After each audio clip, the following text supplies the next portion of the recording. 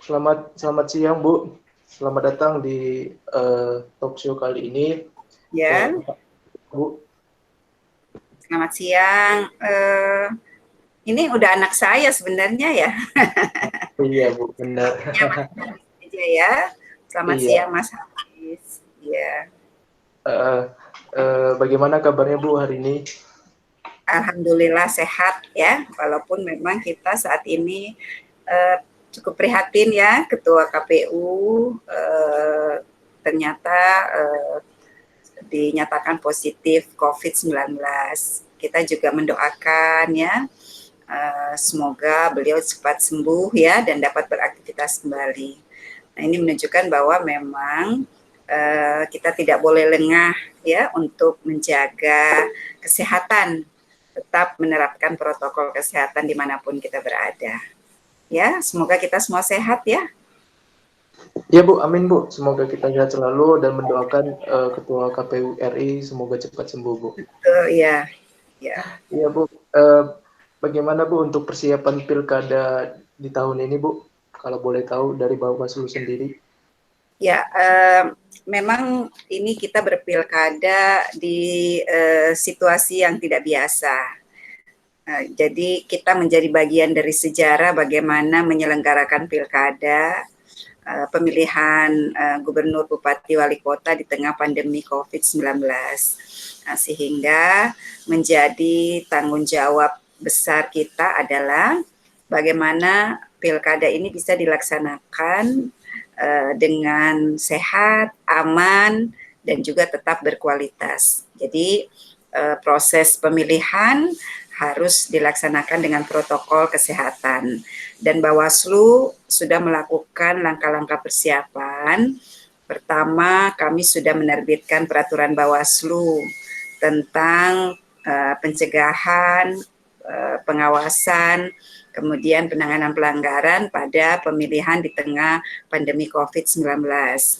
Nah, apa yang diatur di Perbawaslu ini yang menjadi leg spesialis adalah tentu bagaimana seoptimal mungkin kita memanfaatkan teknologi informasi di dalam melaksanakan tugas dan kewenangan. Tentu dengan tujuan menghindari pertemuan-pertemuan secara fisik yang bisa mempercepat penularan COVID-19. Kemudian yang kedua, memastikan seluruh tahapan pemilihan itu dilaksanakan dengan protokol kesehatan. Jadi seluruh jajaran penyelenggara pengawas pemilihan, baik di provinsi maupun kabupaten kota yang melaksanakan pemilihan, itu tentu melakukan fungsi-fungsi pencegahan dan pengawasan langsung di lapangan. Nah, ketika ada indikasi pelanggaran terhadap protokol kesehatan, tentu harus segera dilakukan rekomendasi perbaikan agar tidak terjadi penularan. Kemudian yang ketiga, Bawaslu melakukan koordinasi dengan stakeholder terkait yang punya kepentingan terhadap pelaksanaan pemilihan di tengah pandemi COVID-19, terutama lembaga-lembaga yang juga diberi tanggung jawab untuk menegakkan disiplin penegakan protokol kesehatan seperti TNI, kepolisian, Satuan Gugus Tugas COVID-19, juga tentunya Kementerian Dalam Negeri. Nah, Bawaslu sudah melakukan rapat koordinasi dan outputnya itu adalah pembentukan Pokja pencegahan dan penanganan pelanggaran protokol kesehatan. Karena ini penting ya, kenapa? Karena dampak dari pelanggaran protokol kesehatan ini berbeda dengan pelanggaran terhadap pemilihan, ya, karena dampaknya ya itu tidak hanya dirasakan oleh mereka yang melakukan pelanggaran, misalnya dalam pelaksanaan kegiatan kampanye, ketika pasangan calon melakukan pengumpulan massa, ya, pasangan calon itu bisa saja dikenakan sanksi, ya, apakah sanksi administrasi atau sanksi tindak pidana tindak pidana umum. Tetapi dampaknya kan bukan hanya dirasakan oleh yang melakukan pelanggaran, tetapi juga orang yang berada di sekitarnya yang sudah tertular COVID-19. Nah, sehingga yang paling penting sebenarnya di dalam penegakan hukum terkait dengan protokol kesehatan ini adalah langkah-langkah pencegahan. Mencegah untuk tidak terjadinya pengumpulan massa yang bisa berpotensi terjadinya penularan.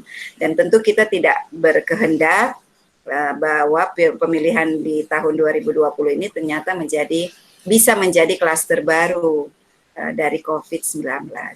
Nah, itu beberapa langkah persiapan yang sudah dilakukan oleh Bawaslu. Bagaimana tanggapan Ibu tentang pelanggaran pilkada untuk tahun-tahun sebelumnya, Bu?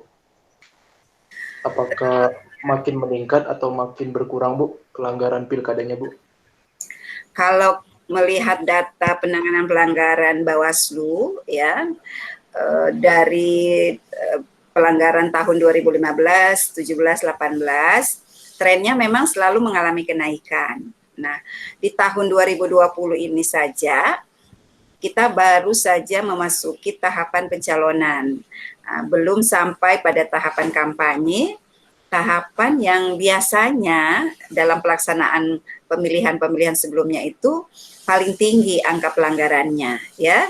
Karena di kampanye itu sudah lengkap unsur pemilihannya, ada peserta, kemudian ada pemilih, ada juga penyelenggara yang kesemuanya itu di dalam undang-undang pemilihan termasuk subjek-subjek yang diberi hak dan kewajiban untuk melakukan tindakan, ya, dan ada juga pembolehan dan larangan-larangan yang tidak boleh dilakukan.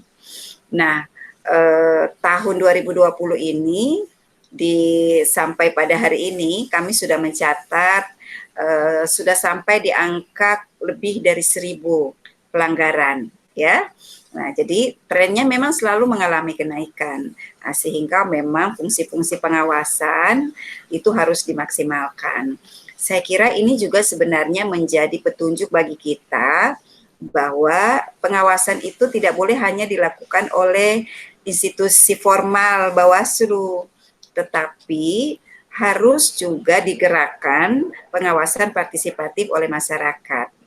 Seluruh elemen masyarakat harus bergerak, termasuk kampus-kampus, ya, yang memiliki sumber daya yang potensial, memiliki tingkat sumber daya yang memiliki idealisme yang baik, sumber daya yang dianggap punya pengetahuan yang cukup untuk bisa memilih mana hal yang boleh dilakukan dan yang tidak boleh dilakukan untuk menciptakan sebuah proses demokrasi yang jujur dan adil.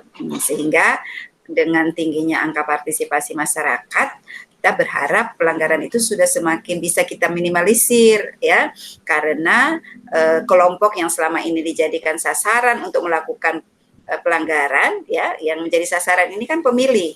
Nah, itu sudah memiliki pengetahuan yang cukup dan kesadaran hukum yang cukup untuk menolak menjadi bagian yang kemudian mengaminkan terjadinya pelanggaran itu, seperti politik uang, ya, yang kita khawatirkan menjadi pelanggaran yang bisa memiliki daya rusak yang tinggi terhadap hasil pemilihan. Saya kira itu, Dinda. Adik Haris. Iya, Bu, baik, Bu. Untuk pelanggaran pilkada sendiri, Bu, apa saja, Bu, yang sering dilanggar oleh pasangan calon selama pilkada, Bu? Jadi potensi dan titik rawan pelanggaran pemilihan itu misalnya, ya, di daerah-daerah yang diikuti oleh calon petahana. Artinya calon petahana itu kan yang kepala daerah yang sedang menjabat kemudian ikut lagi dalam kontestasi, yaitu bisa penyalahgunaan fasilitas negara, ya, artinya memanfaatkan fasilitas yang dimilikinya sebagai kepala daerah untuk digunakan untuk kepentingan kontestasi. Kemudian memobilisasi aparatur sipil negara, birokrasi, memanfaatkan kegiatan, program, anggaran daerah untuk kepentingan kontestasi.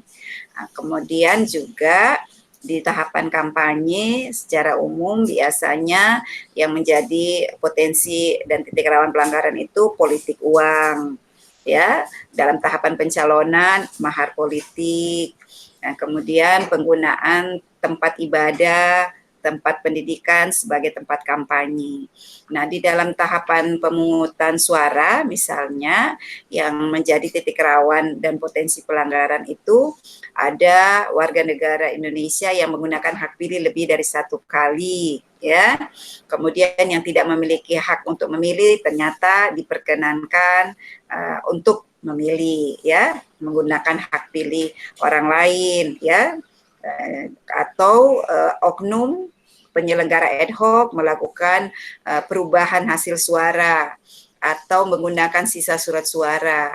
Jadi itu beberapa potensi yang bisa terjadi. Nah, di tahapan pencalonan misalnya penggunaan dokumen palsu, ya, dokumen biasanya yang paling sering terjadi di beberapa pemilihan itu adalah penggunaan ijazah, ya, ijazah yang ijazah palsu. Dokumen palsu lainnya misalnya SKCK dan lain sebagainya. Itu beberapa potensi yang bisa terjadi di tahapan pemilihan. Dan kalau boleh tahu Bu, alasan mereka melanggar pilkada kenapa ya Bu ya? Pasti kan mereka mempunyai alasan sendiri ketika mereka melanggar aturan-aturan yang ada di pilkada sendiri Bu. Iya, ya misalnya kalau di tahapan pencalonan kan memang di konstitusi kita itu kan semua warga negara Indonesia diperkenankan. Artinya boleh menjadi calon sepanjang memenuhi syarat. Nah, syarat itu kan secara eksplisit disebutkan satu persatu di dalam undang-undang. Nah, karena ada dorongan yang kuat untuk bisa mengikuti seleksi, maka bisa jadi itu menjadi salah satu faktor ya untuk bisa ikut di dalam kontestasi ya. Kemudian yang kedua, bisa jadi juga kenapa pelanggaran-pelanggaran itu masih bisa terjadi karena masih ada celah-celah hukum. Artinya masih ada kekosongan hukum, pengaturan di dalam regulasi kita yang kemudian membuat perbuatan-perbuatan yang melanggar itu tidak bisa diproses. Artinya tidak bisa dilakukan penegakan hukum. Akhirnya orang masih terdorong untuk melakukan pelanggaran, ya. Nah, kemudian yang ketiga juga bisa jadi ada proses penegakan hukum yang tidak berintegritas, artinya ketika ada kesalahan sudah terbukti tapi kemudian tidak dihukum karena ada faktor-faktor non hukum yang mempengaruhi, itu bisa saja juga terjadi. Tapi pada intinya menurut saya, kenapa pelanggaran ini terjadi? Karena memang tingkat kesadaran hukum kita ini masih rendah, karena kita masih terbatas takut kepada sanksi. Padahal idealnya tingkat kesadaran hukum masyarakat itu, apalagi dalam kontestasi pemilihan, membangun sebuah proses demokrasi dan melahirkan pemimpin negara atau pemimpin daerah, harusnya kan tingkat kesadaran hukumnya itu adalah internalistik, bahwa ada aturan dibuat itu memang harus ditaati, tidak karena harus takut sanksi, tapi kesadaran hukum kita didukung oleh moralitas hukum yang baik, bahwa memang kita harus patuh pada aturan agar tertib dalam hubungan-hubungan sosial kita ini bisa terjaga dengan baik, dan tertib dalam hubungan-hubungan di bidang pemilihan itu bisa terjaga dengan baik, sehingga kita bisa menjaga kualitas pemilihan kita ini dengan baik. Saya kira itu. Dan tadi kan Ibu sempat bilang bahwa pemilu kita harus berkualitas. Seperti apa Bu pemilu yang berkualitas menurut Bawaslu sendiri Bu? Iya, jadi indikator mengukur kualitas pemilihan itu dua. Prosesnya berjalan sesuai dengan peraturan perundang-undangan dan asas ya. Asas pemilihan kita kan langsung, umum, bebas, rahasia, jujur, adil ya. Nah, jadi kita harus pastikan pemilihan kita ini kan ada tahapannya ya. Ada tahapan pemutakhiran daftar pemilih, tahapan pencalonan, kemudian tahapan kampanye, distribusi logistik sampai pemungutan suara. Nah, seluruh tahapan ini harus dipastikan oleh Bawaslu dilaksanakan sesuai dengan ketentuan peraturan perundang-undangan, dilaksanakan sesuai dengan waktu yang sudah ditetapkan, dilaksanakan oleh mereka yang memang diberi kewenangan untuk melaksanakan ya. Artinya dilaksanakan oleh KPU, PKPU, dilaksanakan oleh PPK, dilaksanakan oleh PPS, ya, oleh KPPS. Jadi bukan dilaksanakan oleh orang yang tidak diberi kewenangan. Demikian juga pengawasannya dilaksanakan oleh Bawaslu, ya, Bawaslu provinsi, kabupaten, Panwas kecamatan, kemudian Panwas desa kelurahan, sampai pada dengan pengawas lapangan, pengawas TPS. Kemudian dilaksanakan sesuai dengan tata cara, mekanisme yang diatur di dalam PKPU. Jadi tidak boleh tahapannya menyimpang dari apa yang menjadi ketentuan peraturan perundang-undangan. Misalnya belum ada penetapan calon pemilih tapi sudah ada tahapan kampanye, misalnya seperti itu. Nah, jadi ada tahapan yang memang tahapan dilaksanakan sesuai dengan jadwal yang sudah ditentukan. Kemudian tidak boleh ketika ada pelanggaran, maksud saya itu harus ada proses penanganannya, ya. Ketika ada perbuatan politik uang, penggunaan fasilitas negara, itu harus ada proses penanganan pelanggarannya, dan harus ada pemberian sanksinya, hukumannya yang diberikan, ya.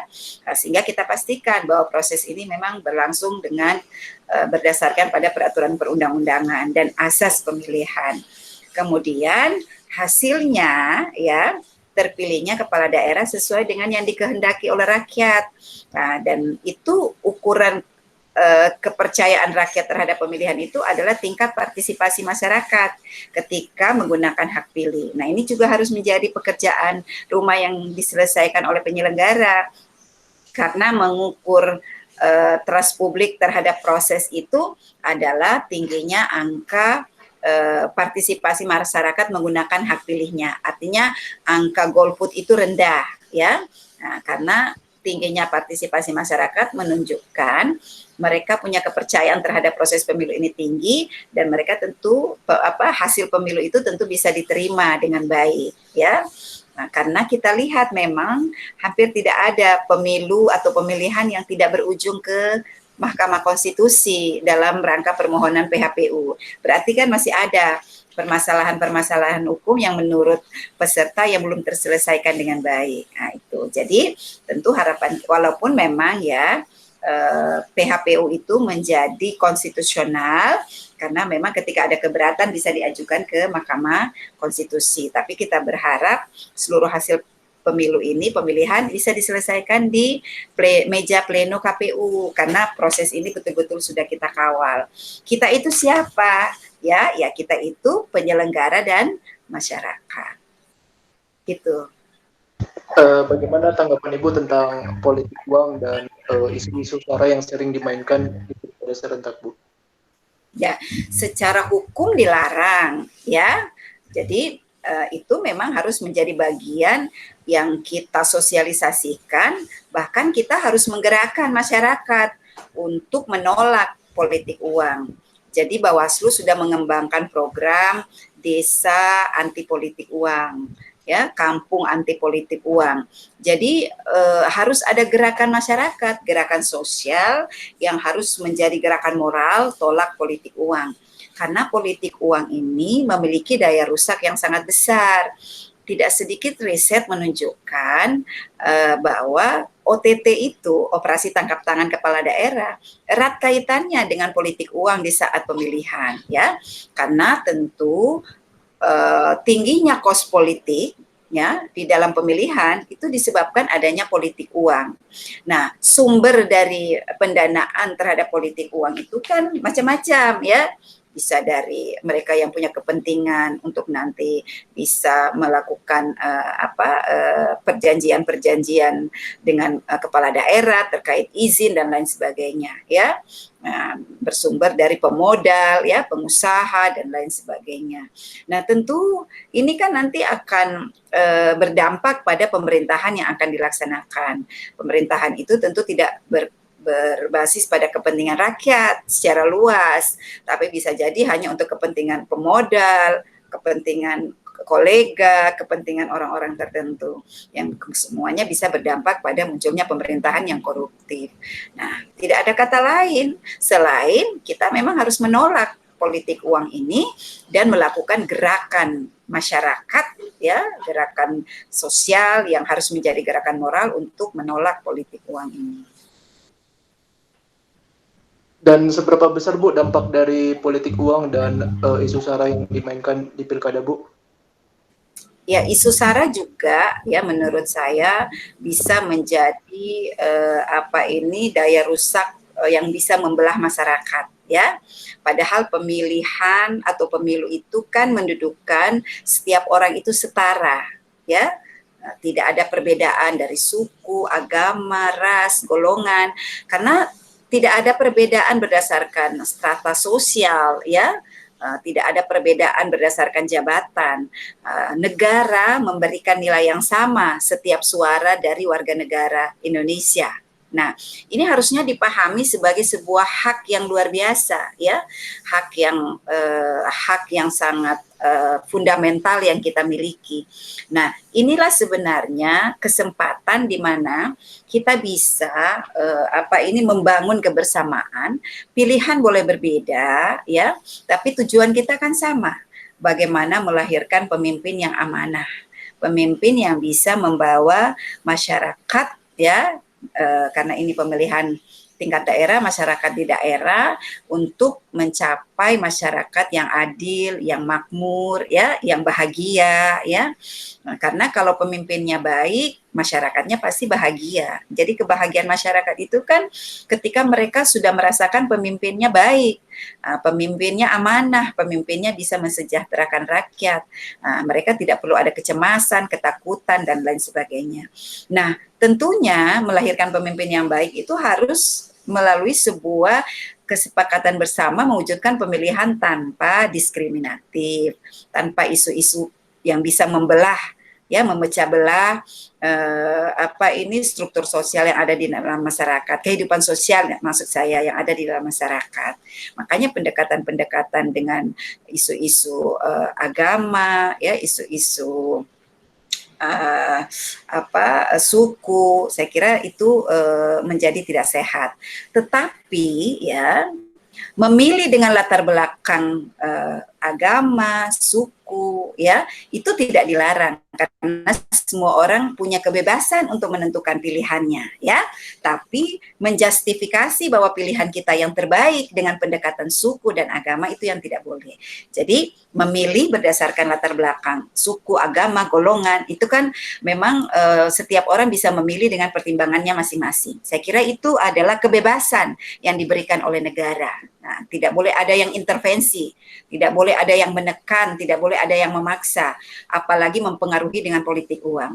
Tetapi menjustifikasi bahwa pilihan kita yang terbaik itu yang tidak boleh dilakukan di ruang-ruang publik, ya, karena itu kemudian bisa memunculkan isu-isu tadi, isu-isu yang bersifat diskriminatif. Padahal pemilihan ini semua warga negara itu memiliki hak yang sama dan setiap calon juga memiliki hak yang sama untuk dipilih. Iya, saya kira itu. Ya Bu, untuk persiapan serentak tahun ini Bu, dengan KPU bagaimana untuk sanksi tegasnya Bu yang melanggar protokol kesehatan? Gimana suaranya putus-putus? Untuk persiapan pilkada tahun ini Bu, apalagi kan ini kan lagi masa-masanya COVID Bu. Apa yang diberikan sanksi oleh Bawaslu RI untuk orang yang melanggar protokol kesehatan Bu, untuk pasangan calon? Ya, jadi sanksi administrasi itu diatur di PKPU 6 tahun 2020 ya. Kalau ada pelanggaran protokol kesehatan, maka KPU akan memberikan teguran kepada pasangan calon dan juga bisa saja teguran itu diberikan kepada penyelenggara yang melanggar protokol kesehatan. Tetapi memang sanksi pidana ini tidak diatur di Undang-Undang Pemilihan. Jadi diaturnya di Undang-Undang Kekarantinaan Kesehatan, di KUHP. Jadi nanti kalau ada pelanggaran protokol kesehatan yang terkait dengan pelanggaran tindak pidana pemilihan tentu harus dilakukan penegakan hukum oleh kepolisian. Nah, jadi itu yang harusnya yang akan kita lakukan, bukan harusnya, yang akan kita lakukan di dalam melakukan pengawasan terhadap protokol kesehatan pada pelaksanaan pemilihan di tengah pandemi COVID-19. apakah sudah berbicara dengan Kementerian Dalam Negeri Bu untuk usul-usul supaya tidak ada terjadinya pelanggaran protokol kesehatan Bu? Sudah ya, Bawaslu sudah melakukan koordinasi bukan hanya dengan Kementerian Dalam Negeri ya. Jadi kami sudah melaksanakan rapat koordinasi dengan TNI, Polri, kemudian gugus tugas COVID, dan juga Kementerian Dalam Negeri, KPU, DKPP. Bahkan output dari rapat koordinasi itu membentuk Pokja, pencegahan dan penanganan pelanggaran-pelanggaran protokol kesehatan ya. Nah, jadi nanti Pokja ini akan bekerja untuk bisa melakukan percepatan pencegahan dan penanganan pelanggaran protokol kesehatan pada pelaksanaan pemilihan tahun 2020. Nah, potensi pengumpulan massa ini kan bisa terjadi di tahapan yang sudah sangat dekat, misalnya penetapan pasangan calon nanti tanggal 23, kemudian kampanye, pemungutan suara. Nah, itu semua tentu harus dilakukan langkah-langkah pencegahan. Karena dampak dari pelanggaran protokol kesehatan ini adalah bersangkut paut dengan keselamatan kemanusiaan, dan saya kira ini adalah pelanggaran yang bisa membahayakan keselamatan kemanusiaan, dan ini harus betul-betul dilakukan secara serius ya, karena pelanggaran-pelanggaran lainnya seperti misalnya kalau melakukan politik uang ya, yang bisa dikenakan, yang bisa terkena dari dampak itu kan pelaku politik uang ya, apakah pasangan calon, apakah tim kampanye atau pemilih. Dan dia tidak bisa memberi dampak kepada orang yang berada di sekitarnya. Tetapi kalau dampak dari pelanggaran protokol kesehatan itu bisa berdampak pada orang yang berada di sekitarnya, bisa tertular COVID-19. Apalagi kan Bu, pasangan calon akan melakukan kampanye Bu di daerahnya masing-masing. Nah, bagaimana Bu untuk persiapan mengatasi kampanye yang bisa mengumpulkan massa nantinya Bu? Ya, sebisa mungkin memang kita akan mendorong KPU ya untuk mendesain metode kampanye yang bisa menghindari terjadinya kerumunan massa. Walaupun memang kita juga tidak bisa pungkiri ya, pilkada itu kan sebenarnya pemilihan maupun pemilu identik dengan kerumunan ya. Nah, tetapi karena diselenggarakan di tengah pandemi, tentu harus menyesuaikan dengan kondisi pandemi COVID-19. Jadi kita mendorong KPU tentu untuk mendesain PKPU kampanye menyesuaikan dengan kondisi pandemi COVID-19. Seperti kita dengar saat ini ya, yang ramai dibicarakan soal kegiatan konser musik. Nah, ini kan harusnya dipertimbangkan karena konser musik ini akan bisa menjadi magnet orang berkumpul, ya kan? Nah, masyarakat akan datang, kemudian akan ikut di dalam konser tersebut yang bisa menjadi pusat penyebaran COVID-19. Jadi apa yang akan dilakukan? Ya, kita akan mendorong KPU untuk bisa mendesain kegiatan-kegiatan kampanye yang menghindari potensi berkumpulnya massa. Kalau untuk tahap pencoblosan Bu, bagaimana Bu untuk pengaturannya? Sudah ya, kalau ada Haris ikut beberapa kali simulasi ya yang dilakukan oleh KPU. Jadi KPU ini kan sudah melakukan beberapa kali simulasi ya, bagaimana pelaksanaan pemungutan suara yang dilaksanakan dengan penerapan protokol kesehatan. Pertama, bagaimana mendesain pemilih untuk tidak berkumpul di waktu yang sama, ya kan? Misalnya satu TPS jumlah maksimal kan 300 pemilih. Nah, dalam situasi normal kan kita tidak mengatur siapapun yang datang ke TPS harus kita layani. Nah, sehingga pengumpulan massa itu tidak menjadi masalah karena di luar kondisi pandemi. Tapi karena ini ada kondisi pandemi COVID-19, tentu harus diatur kedatangan pemilih itu ya, harus dilakukan bertahap. Nah, kemudian kedua, pengaturan tentang posisi kursi, ya kan, harus berjarak minimal 1 meter. Kemudian yang ketiga, pemilih harus menggunakan masker. Nah, demikian juga penyelenggara, ya, menggunakan masker, Untuk di daerah-daerah yang zona merah bahkan tidak hanya cukup masker ya, sarung tangan, face shield ya. Kemudian di TPS itu harus ada alat untuk mencuci tangan, kemudian harus ada hand sanitizer ya. Kemudian tinta itu tidak bisa lagi dicelupkan, tapi kemudian ada beberapa cara yang sudah disimulasikan ya, seperti ditandai oleh petugas ya. Dan kemudian seluruh dokumen itu harus dipastikan dalam keadaan dipastikan dibungkus ya, dilapisi dengan bahan-bahan yang tidak mudah untuk bisa terkena virus corona ya. Saya kira itu beberapa hal yang dipersiapkan oleh KPU, dan kami Bawaslu tentu akan mengawasi bagaimana pelaksanaan pemungutan suara itu menerapkan protokol kesehatan. Dan seberapa besar Bu untuk pencegahan politik uang Bu dan isu sara di pilkada kali ini? Ya, seperti tadi yang sudah saya sampaikan, kami sudah membentuk beberapa desa, kampung anti politik uang ya. Terus untuk isu sara kami sudah kerjasama dengan tokoh-tokoh lintas agama ya, menerbitkan buku ya, buku tentang bahaya politik uang dan politisasi sara dalam pemilihan. Itu sudah dimulai pada tahapan pemilu tahun 2019 kemarin. Nah, itu tentu akan kami teruskan programnya agar nanti ini bisa meminimalisir politisasi sara dengan keterlibatan tokoh-tokoh agama ya. Jadi mereka nanti akan berperan aktif ikut melakukan langkah-langkah pencegahan, jangan sampai ada isu-isu sara mewarnai pelaksanaan pemilihan tahun 2020 gitu ya. Dan sudah ada sanksi yang lebih tegas Bu untuk isu sara dan politik uang Bu? Sanksinya ada ya, kalau di pemilu kemarin kita ada beberapa ya, Bawaslu kemudian melakukan proses penanganan pelanggaran sampai pada putusan inkra dan direkomendasikan untuk didiskualifikasi. Dan itu sampai sekarang masih berjalan Bu sanksinya? Untuk saat ini belum ada kasus politik uang yang diproses karena kan belum ada penetapan calon. Oke. Ya.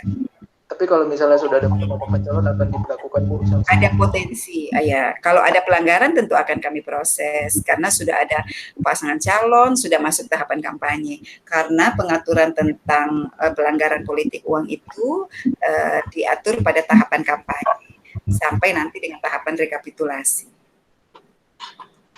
Dan kalau boleh tahu Bu, berapa banyak Bu kasus-kasus yang ada di pilkada untuk tahun-tahun kemarin Bu? Boleh diceritakan Bu? Saya nggak ingat datanya ya.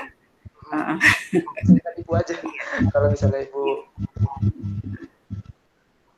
Saya lupa datanya, tapi trennya memang selalu mengalami kenaikan. Ya. Apakah sudah diselesaikan Bu sampai tuntas? Bagaimana? Apakah sudah diselesaikan sampai tuntas Bu? Iya, sudah diproses. Ya. Oke. Dan kalau boleh tahu Bu, paling banyak kasusnya apa Bu di pelanggaran pilkada? Yang paling banyak untuk kasus pidana itu adalah pelanggaran terhadap ketentuan pasal 188. 188 itu pelanggaran terhadap penggunaan program kegiatan ya yang menguntungkan atau merugikan pasangan calon tertentu. Dengan cara apa Bu? Ya, memanfaatkan program kegiatan ya, misalnya ada program bantuan sosial ya, yang harusnya itu merupakan program pemerintah, tapi kemudian ternyata digunakan untuk kepentingan kontestasi. Yang paling memungkinkan untuk menggunakan itu kan petahana. Itu yang terjadi di pilkada tahun 2018. Dan tidak ada usul pilkada kali ini melalui online Bu? Bagaimana? Tidak ada usul untuk pilkada serentak tahun ini untuk online Bu, semuanya sistem online seperti tahap pencoblosan, mungkin kampanye? Setiap tindakan yang akan dilakukan berkaitan dengan hal yang berkaitan dengan pengaturan tata cara melaksanakan tahapan pemilihan itu harus diatur dalam undang-undang. Nah, undang-undang pemilihan kita tidak mengatur pemungutan suara secara online. Jadi yang diatur itu adalah memberikan suara di TPS. Jadi tidak memungkinkan untuk kita lakukan. Kecuali ada perubahan undang-undang. Alasannya kenapa tidak digunakan? Ya kalau alasannya Ibu nggak tahu ya, karena yang membentuk undang-undang kan anggota DPR RI. Tidak komunikasi dengan DPR untuk melakukan online. Ya nanti ditanyalah ke DPR RI ya, kenapa mereka tidak memilih opsi itu. Oke, dan kalau boleh tahu Bu, seberapa siap Bawaslu RI untuk menanggapi kasus-kasus nanti Bu yang ada di pilkada?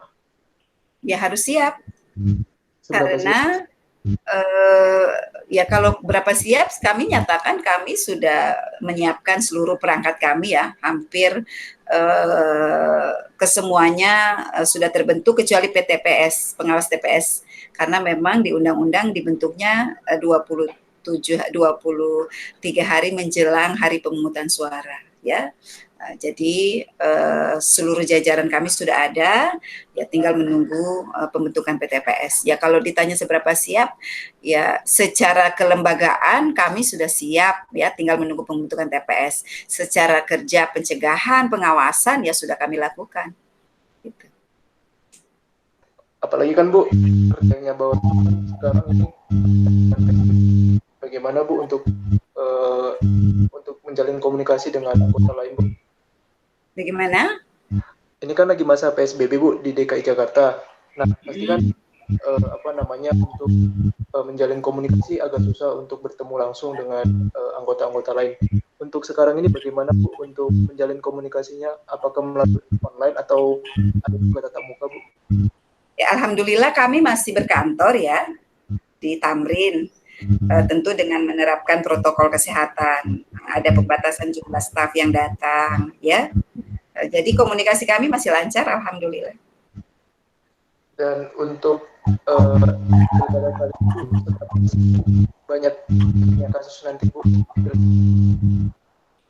Kenapa? Seberapa banyak Bu kasus-kasus yang untuk tahun ini? Suaranya putus-putus. Seberapa besar Bu? Seberapa banyak? Apa? Kasus-kasus nanti yang ada di Bu. Apakah halo Bu? Iya, iya. Suaranya putus. Oh, sebentar Bu, sebentar.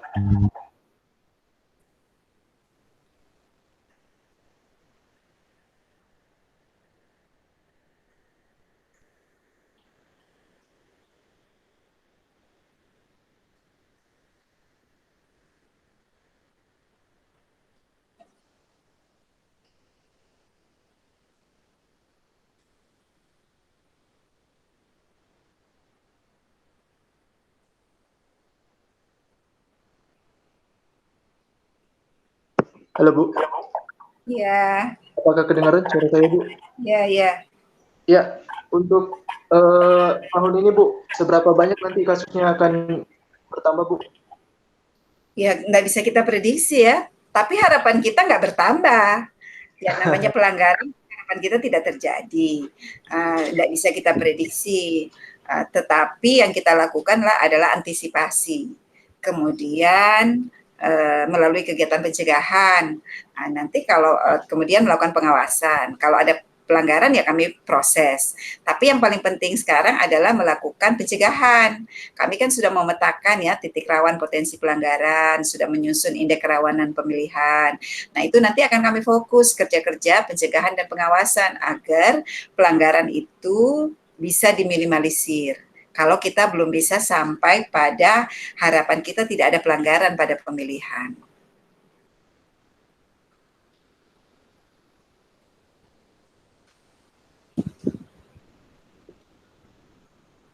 Dengan TNI dan Polri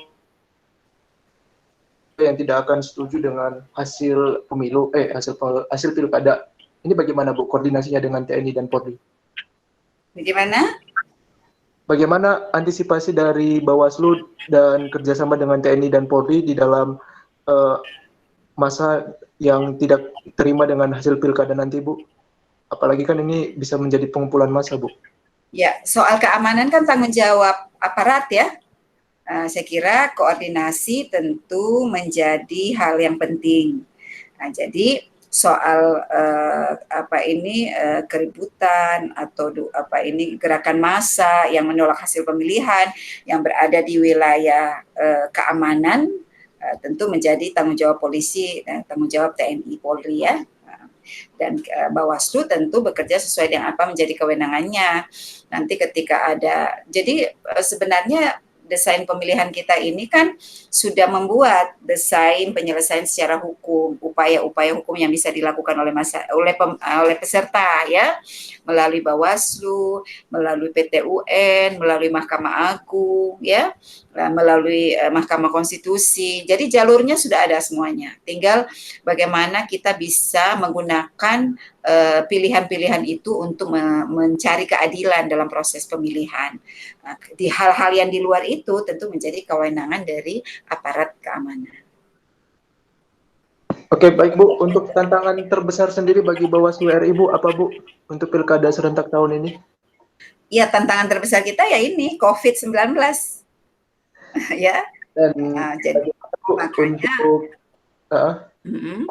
bagaimana Bu? Iya, saya kira tantangan kita ini adalah COVID-19 karena tidak mudah melakukan pencegahan, pengawasan, penanganan pelanggaran di tengah di pilkada di tengah pandemi COVID-19.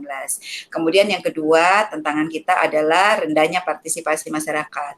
Kita tertantang nih gimana kita bisa melakukan langkah-langkah memotivasi partisipasi masyarakat ya, bukan hanya sekedar menggunakan hak pilih, bagaimana masyarakat juga ikut mengawasi dan melaporkan kalau terjadi pelanggaran.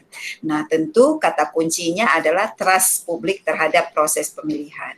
Nah, ini menjadi tantangan kita. Dan terakhir Bu, untuk pesan-pesan untuk pilkada tahun ini Bu, apa dari Bawaslu RI sendiri Bu? Ya, kita harus punya misi yang sama.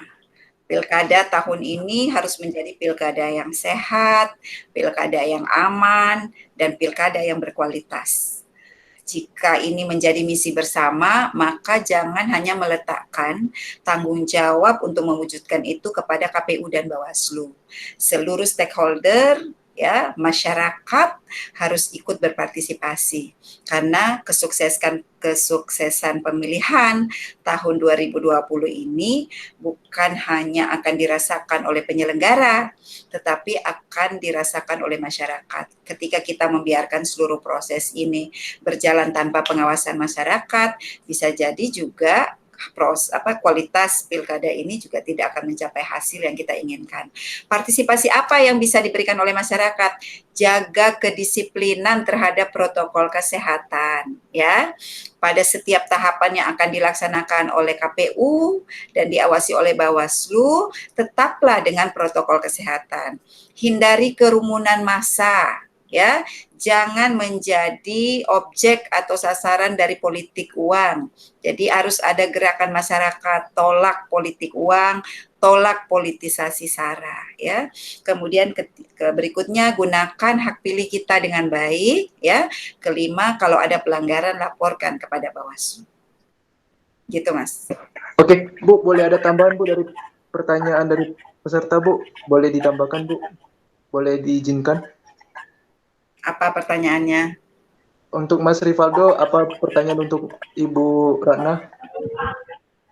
Mohon izin Ibu, singkat saja Ibu, terkait pertanyaan Pilkada 2020, ini kan bisa dikatakan dilematis ya Bu, artinya pemerintah dihadapkan pada kepentingan kesehatan atau kepentingan politik di suatu daerah. Nah, yang menjadi pertanyaan saya, apakah urgensi terkait Pilkada 2020 ini akan tetap dijalankan atau tidak? Karena pengetahuan saya, seminggu yang lalu saya juga sudah mengikuti seminar dari Bapak Fritz Siregar beliau mengatakan bahwa pilkada ini sebenarnya uh, bisa ada sebuah penundaan, namun ada beberapa solusi-solusi yang harus diberikan. Katakanlah ketika pilkada ini dikatakanlah waktunya mundur, itu ada misalkan ada apa namanya, ada PLT atau dan sebagainya. Apakah memang pilkada ini ada alternatif untuk mundur atau tetap dijalankan, Bu? Itu terima kasih, Bu. Ya, ya sampai hari ini kan belum ada keputusan penundaan kembali ya, Mas Rivaldo ya. Ya, Bu, siap. Tentu kami penyelenggara itu kan melaksanakan apa yang sudah menjadi keputusan mereka yang diberikan kewenangan, KPU, pemerintah pusat ya, Kementerian Dalam Negeri dalam hal ini, dan juga DPR RI dalam ini Komisi 2 ya, sudah ada keputusan politik yang kemudian sudah menjadi keputusan hukum, Perpu 2 2020, Undang-Undang 6 tahun 2020. Nah, sekarang memang berkembang kembali wacana untuk dilakukan penundaan ya. Saya kira ini pendapat publik yang harus dihargai ya. Nah, tetapi sekali lagi keputusannya ada di lembaga yang punya kewenangan untuk melakukan itu. Nah, memang misi kita di dalam pemilihan 2020 ini ya, tidak boleh ada yang lebih penting dari yang lain. Dua-duanya harus didudukan setara kepentingannya, yaitu memastikan ya pilkada ini bisa mencapai misi menyelamatkan kemanusiaan ya, artinya perlindungan kemanusiaan, dan misi penegakan daulat rakyat.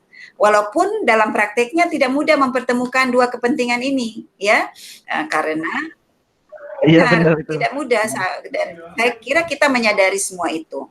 Nah, apa yang harus kita lakukan? Ya, memang kan kendala kita terbesar ketika ingin mempertemukan dua misi ini tidak dibarengi dengan ketersediaan regulasi yang memadai. Contoh misalnya, kalau kita mau menyelamatkan pemilihan ini, tetap menegakkan daulat rakyat dan menyelamatkan kemanusiaan, desain pemungutan suara kita harusnya kan ada perubahan, ya kan?